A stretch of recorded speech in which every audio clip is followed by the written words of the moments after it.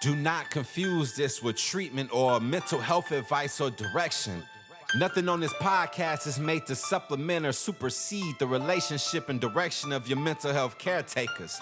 Although David Kozlowski is a licensed marriage and family therapist, he is not functioning as a certified mental health professional in this environment. And same applies to any professional who may appear on the OG Therapy podcast. Welcome to the OG Therapy. Hey everybody, welcome to another episode of OG Therapy. And today I got a question from a speaking event that I did this past weekend. And this question is from a husband, an innocent victim of a husband that has been mistreated by his wife. I'm just kidding, not at all. The question actually is a pretty typical question that I get from husbands a lot when it has to do with finances and communicating with their wife about finances. So I picked this one because I haven't done a lot of questions in a little while. Actually, I don't think it's been a long while since I talked about something other than kid relationships, that type of things, because according to my experience as a professional therapist and the statistics last time I checked, two of the biggest things that causes divorce and marriage instability, or top three things, are differences of parenting styles with the kids, money, and infidelity. Well, talked about infidelity, talked about kids a lot, but I haven't talked about finances. So this question is for all you parents out there, especially for all you husbands out there that don't seem to have the best conversations when it comes to finances with your wives. So here it goes. Question is, how can I better discuss finances with my wife so we can be united in our approach? Now, I'm going to make some liberties here and assume that the way this question was phrased was very proper and very simple. But if I'm being the devil's advocate, I'm also going to guess that they've had some pretty lengthy conversations, maybe some silent treatments, some arguments, and a lot of disconnection about finances. And like I said, it's one of the top 30 things that causes marital problems. So before I get into telling you guys out there some of my Jedi mind tricks or skills to help you have a better conversation, let's talk about what finances mean and why they can be so problematic, but also why being on the same page with your spouse and finances can be a huge superpower and a huge boost to any relationship. First off, let's start off with talking about what money represents in relationships between human beings, not just spousal relationships. So in psychology, we learn that food represents love. So in any culture, when they do a big gathering and they want to make the gathering special, they're going to have certain foods to commemorate that gathering. I know in the Polynesian culture, there's kalua pig, there's certain items, or not certain items, but there's certain food items that are just traditional and that really show, wow. I know in Latino culture during Christmas time, making those tamales, well, that takes a long time to make. So it's not like a simple meal. So when people are making those types of food, that is huge expression of love. And if you've ever gone to a Polynesian gathering or a quinceañera or something like that, you know it's very important to eat the food and to eat lots of the food and to sometimes even take the food home if you want to show that you accept their love. Same thing goes with shelter or a home, because homes are a representation of safety. Now, the one we're going to talk about today, the finances, aka the money is a representation of trust. When you have successful conversations or collective and collaborative conversations about money with your spouse, that means it's going to boost the trust in the relationship. Whenever you have bad conversations, you're not seeing eye to eye, and you have differences on the financials in your relationship, it's going to have the opposite of effect. But it's no different with like a friend. Let's say you loan a friend $1,000. They're in a pinch. Like, oh, give me $1,000, man. I'll pay you back on Friday. I just really need this. And you're like, okay, like you kind of take them for their word, and they're obviously stressed out. And, you know, loaning them $1,000 for a couple of weeks isn't going to break your bank. So you give them $1,000. Then the time comes up where they're supposed to pay you back. Crickets. No information, no reaching out, no one saying, hey, sorry, I haven't gotten back to you. Then another week goes by and you're like, this is starting getting really awkward and uncomfortable. Like, I don't want to cause problems in our friendship, but for them not even acknowledge me, they know I loaned them the $1,000. They told me I'm a lifesaver. So for them to just not talk to me about it, It creates a lot of questions, creates a lot of concern, and it can definitely break the trust of that relationship. So now let's talk about this guy's question. It says, how can I have better conversations with my wife about finances? Well, I'm going to make the assumption since you're a man, aka a dude, you're probably going to have some ways that you present the finances that doesn't land well with your wife. Your approach, your body language, your overall attitude may precede like your intentions, meaning your attitude, your mood, and your facial expressions and how you approach the conversation or how you've reacted in conversations in the past may not show your intentions of just wanting to have amicable conversation or having a conversation where you meet a meeting of the minds and you figure out a solution to your financial problem. It may come across as if you're frustrated, you don't trust your spouse, and you're not willing to negotiate. You're not willing to see eye to eye. And the reason why I can say this with confidence is because as a marriage and family therapist, I mostly work with kids and their parents or kids by themselves. But every now and then I'll get a parent that comes in and says, hey, since you already know all of our other secrets of our family and you already know the dynamics of our family, could you help us out with this one thing? And that one thing typically tends to be money. So, in talking to guys about how to address conversations with their wives and money, I always suggest a very sincere apology first.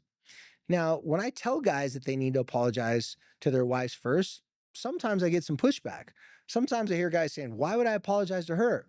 I'm going to give you a scenario. This is not happening with every single couple, and I'm not even sure if this is happening with the person asked the question, but it's pretty typical, so it should land with a lot of people. If I'm talking to a guy and I see that he has a lot of anger and frustration because his wife maybe spends money on things that he does not think they should spend on, and so a lot of husbands will be really critical about their wives spending, specifically if they're the breadwinner. If the husband makes most of the money, sometimes husbands feel like they have the right to be like, hey, why are you spending money on this, not and the other? Well, then in these situations, the wives usually have comebacks like this. Well, it was important. The kids needed it. And the husband's like, well, I didn't think it was important. They could have went without it. So the mom sees the needs of the family differently than the husband. And then sometimes some clever moms will snap back and say, well, gosh, you didn't seem to consult with me about the finances before you bought that nice fancy truck. And, the rims and tires that came on the truck were not sufficient for you. You had to get the lift. You had to get the big expensive rims and tires to match the car. And you had all these validations why to spend an extra $25,000 on already $75,000 truck. I'm thinking of one client in specific. You won't know who it is because I haven't seen him in years. My point is, sometimes the wife's got some really good comebacks, and the husband's like, well, that's different. It's for work. I had to put my business sign on it, so it's a write-off. I know how taxes work. You don't get to write off $100,000 just like that, just because you spent $100,000 on a truck. So you can see how this back and forth starts to get a little chaotic, can get out of hand, can cause some serious marital problems. So the reason why I say step number one is to apologize, because most people's intentions when they talk, or most men's intentions when they talk to their wives about finances, the intention usually isn't to piss them off, but the result might be you piss your wife off. You may offend your wife, you may insult her in ways, and you just think you're just being honest and direct. So the apology should sound something like this. Hey, I know we got to have a talk about finances. And I know that in the past, I haven't been the easiest person to talk about this. I have been judgmental. I've jumped to conclusions. I've criticized your spending. And if I'm being totally honest, there's a lot of things about my spending you could criticize too. And so I don't want to start off this conversation like that. So I thought, what would be the best way to start off a conversation so it can go well? Well, what better way to start with a sincere apology? So I'm sincerely apologizing to you for not being understanding, not communicating well to you in the past, and also being critical and judgmental. So, time out for a second. Whatever the things your wife has told you that you've pissed her off about when it comes to finances, I want you to take that same information, spin it around, and say, hey, you're right. I have failed in this, or I have overstepped my bounds, or I have accused you of things. Now, whoever's listening to this, I don't know if you've heard of this thing called the male ego. Well, I'm not going to give you the psychology term of like ego versus super ego. I'm just saying the male ego can cause a guy to get up go to work and like, I'm going to prove people wrong that I can't make money, I can't be successful. And it can actually sometimes drive a man to the point where he is successful because his pride is at stake and he has an ego and he takes his work seriously. However, that same ego can cause a guy to say some stupid things to piss off his wife and make a conversation 10 times harder than it has to be. So to start off with a sincere apology, I'm always debating with my husbands that I talk to about this. I'm like, dude, put your ego aside and realize if you start with an apology, that just went from a 2-hour conversation to a 30-minute conversation. Because most guys complain to me saying, I say this, say that, then she wants to talk about this, then we get off into the weeds and talk about all these other things, and I don't have time to talk about this, or I don't want to talk about it long. I just want her to listen to me and do what I tell her to do. I go, well, that would sound great if she was like your servant or like your employee, but she's your wife, she's your partner. That's not how the conversation should be going anyway. So that's not a realistic expectation. That's like a guy coming home saying, yeah, I work really hard. I put the food on the table and I pay for everything. So when I come home, the house should be clean. The kids should never have attitude, should always agree with me. My wife should be dressed up in lingerie with my favorite meal cooked, ready to give me my meal, feed me like a king, and then be intimate with me and treat me like I'm a superstar. Well, that's not realistic. So let's start with is realistic. If you're having a conversation with your wife, and if the conversations haven't gone well in the past, you should probably start out with saying, hey, I know a big reason why the conversation haven't gone well in the past, and you're looking at the reason. It's called me. Dude, every time I've had husbands talk to their wives like that to start off the conversation, the wives always come back to me and say, I don't know what you told my husband. I don't know what you said. I don't know how you got him to act like that, but thank you. He saw me not getting so pissed off. He could see I'm more reasonable. I wasn't angry. Now, granted, some wives at that moment, it's hard for them not to take a couple shots at their husbands and be like, well, yeah, man, if you weren't such a jerk and approached me this way all the time, I'd be a lot cooler. For those husbands that have a wife that gives them a little of that sauce back, a little of that hot sauce back, here's my advice to you. Sit there, nod your head and say, yep, that's why I'm apologizing. You're absolutely right. And if she keeps on laying on a little bit more, it's like, well, yeah, you have been rude in the past. Again, I'm not disagreeing with you. However, I am a little sensitive to, you saying these things. So even though you're right and I'm agreeing with you, can we kind of move to the solution? Because, my ego can only take, so much of the criticism so much, but you're right. You got it. I'm deserving of it. And not but, it's a key word to say, and I want to make it right by having a different conversation. That's step number one. You say the apology, and then to transition in the next part, you just say a simple word, and. You don't say but, because that could accidentally make your wife think that you're dismissing everything that you've done in the past, and you're just kind of giving like a fake apology. So apologize to her, give some details, give sincerity. Don't be super basic and dry, like, hey, sorry for being mean in our last conversation, but I kind of had to be because you don't take the finances serious enough, so I have to. That's not what I'm talking about. Sincere conversation, details, then say, and that's why I want to start off differently. Okay. Once your wife gives you some feedback, let her air out her grievances for a little bit. She takes a couple shots at you. You're a man. Just take it on the chin. Don't be a little baby. Just go, yeah, you're right. I get it. Be agreeable. One of the best things you can do in this situation is be agreeable. So that's step 2. First step, apologize. Second step, whatever she says back, be agreeable. Go along with what she's saying. You notice I'm telling you to be agreeable, not telling you that you have to agree. So if she says, I'm being dramatic, obviously. So she says, yeah, you're right. You have been an a-hole. You have been a jerk. You have been unreasonable and you don't ever let me talk. You shut me down. You criticize me. Just sit there and bite your tongue and be like, I totally understand where you're coming from. That's why I started the apology. I knew you felt that way. I didn't know you felt that harsh of a way, but I get it. You're not wrong. I totally get it. And that's why I'm bringing this up. So agreeable, because being agreeable means you're going along with what she's saying. You're not totally agreeing. If you were to totally agree with her, or at least say you agree when you don't agree, it's going to seem very sarcastic or passive aggressive. It would sound something like this. Yeah, you're right. I'm apologizing to you for being a horrible husband and how, everything I do is wrong. And even though I pay for everything and make all the money, I should still be letting you have control of the money. That is not going to be seen as a very sincere apology. You just totally negated everything you said. So, step one, apologize. Step two, be agreeable. Doesn't mean you have to agree. Just be agreeable, go along with it. It softens the blow of the conversation. Now, the third step, I want you to sincerely ask her what her opinion is on whatever the financial situation that you're going to be talking about is. So let's say it's spending money for the kids. Let's say your kids have a lot of sports that they're into.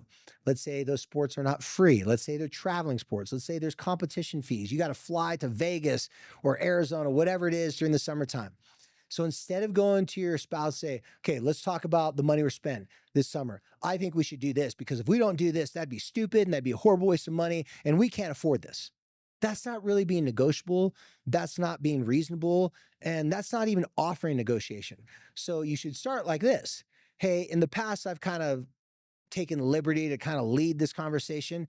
So I know in the past when I've questioned you, it feels like I'm interrogating you, but I sincerely want to know what are your thoughts about these traveling teams? Because I know I act like you don't care about spending money, but the reality of it is, I know you care. I know because I make the majority of the money. There's some insecurities about me judging you, and I get it. I'm sorry. But I really want to know what do you think is the best approach for this situation?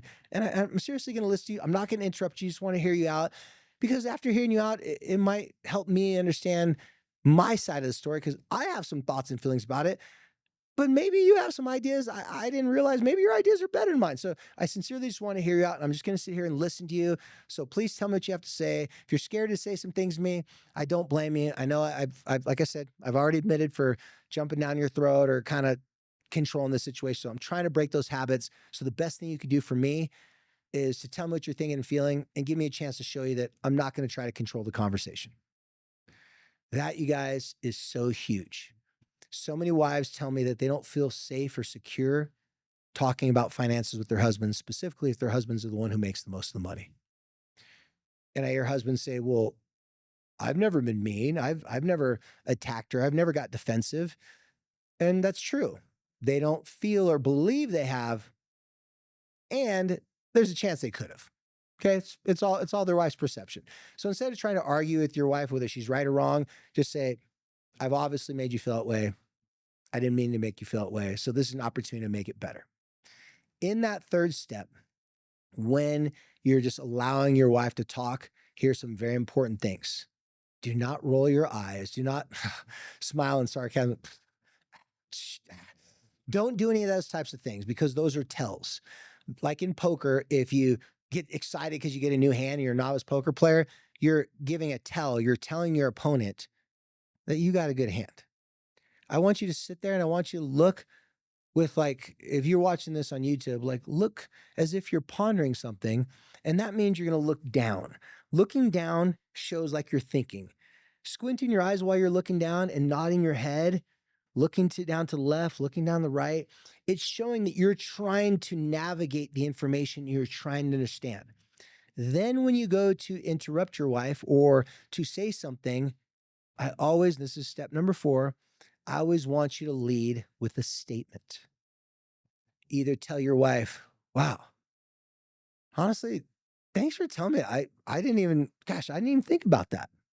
Now you guys got to be creative. You can't be the ape brain, the caveman's like, "Huh, me no make sense of that. Why'd you say that?" Don't ask a stupid question. Be agreeable again. Say, "Wow, that's interesting. I didn't even think about that. That's a good point. Okay, I'm glad I'm changing my attitude towards this whole financial thing." Now, in the back of your brain, guys, you could be like, "That's not going to work. That's a stupid idea." It doesn't matter. If you can validate your wife's opinions and if you can looking for things that she's saying that actually does make sense, then you'll get out of your head that your wife can't make good financial decisions. So it's all about, what do you intend to do? Are you listening to your wife to pick apart what she's saying so you can win the conversation? Or are you listening to your wife so you can understand what she's trying to say, so you can better connect with her, so you can both win? Or as I like to say, if you got to win, if you always have to be right in the conversation, it's always wrong. Being right in the conversation means you need to win. You're only going to win if your wife feels like she's a part of the solution and not submitting to your solution and your ideas. So that's the fourth step. Those four steps right there, you guys, is going to help you navigate these conversations because money is a very sensitive subject. There's a lot of women out there that are sensitive about their husbands not respecting on how they view the finances. And maybe they've made poor financial decisions, or maybe they haven't made poor financial decisions. Maybe these wives are better at the finances. Maybe the guy's the one that wants to spend and blow a lot of money on stuff that they don't need. Maybe the wife's the one trying to save the mortgage from save the house from being taken away. Because, if you're a husband like me, you're out there trying new businesses and doing different types of things. That's a risky guy to be married to. Sometimes the 9 to 5 guy just gets a steady paycheck. That's the safer guy. But if you're married to an entrepreneur, if you're married to the guy that's willing to leverage the house just to get into a business deal, it can be scary being married to a guy like that. So I don't want to put people in this. I don't want people listening to this podcast think it's only the traditional controlling guy over finances. It could be the guy's a risk taker and the wife's going, this guy's going to put us into bankruptcy if he just keeps on running with all these financial whims. So those 4 steps, you guys, you follow those 4 steps, and at worst, it'll make your conversations half as long and you'll have half the arguments and you'll have less confrontation. At best, it'll create new ideas because connection creates better conversations and it creates better innovations. I mean, you can come up with better ideas, you can come up with new ideas, how to solve old problems. Well, as always, guys, you can follow us on all social media. Just not Google, but just look up on Instagram, OG Therapy, on TikTok, on YouTube, and of course, follow Shy Social Health Initiative. That's the nonprofit that I run. We're posting all stuff about social media, and follow us on Shy because we'll be letting you guys know about what we're doing. We got some cool things coming up in the summertime, some cool events. If you live here in the Utah County or the Utah Salt Lake area or the Utah County area. We have some cool events that we're coming up this summertime to raise money for the nonprofit. So follow Shy, aka Social Health Initiative, for that information. And until next time, be cool.